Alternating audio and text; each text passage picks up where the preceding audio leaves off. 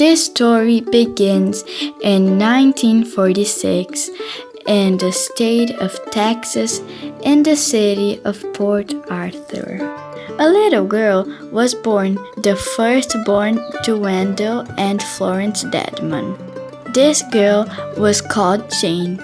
She grew up with her mom and dad and a little sister, Anne. Even as a child, Jane was organized, loved to read, and loved raisins. Jane and Anne would help make the beds and their parents' bed and wash the dishes.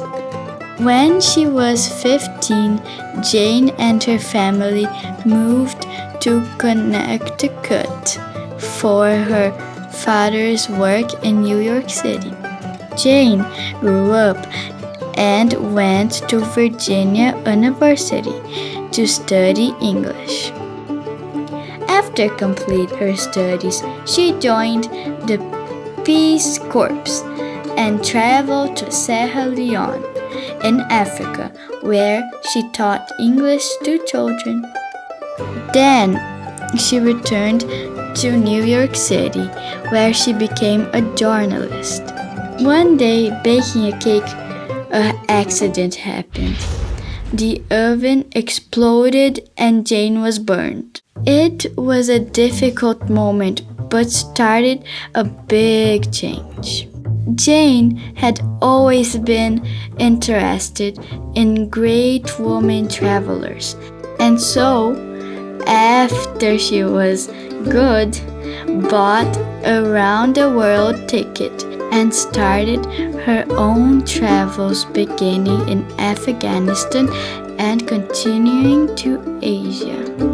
Arriving in India, she met realized masters and began to follow the Buddhist path. In front of the image of Tara in Bodh Gaya, she made a prayers of aspiration. In Buddha, Nepal, during empowerments with the great master Jilgo Khyentse Rinpoche, she encountered Chagdud Rinpoche. She was amazed by him and offered him a kata and a darafani. They had an instant connection, and not long after, Jane proposed to Rinpoche. They moved to the US, and there they were married.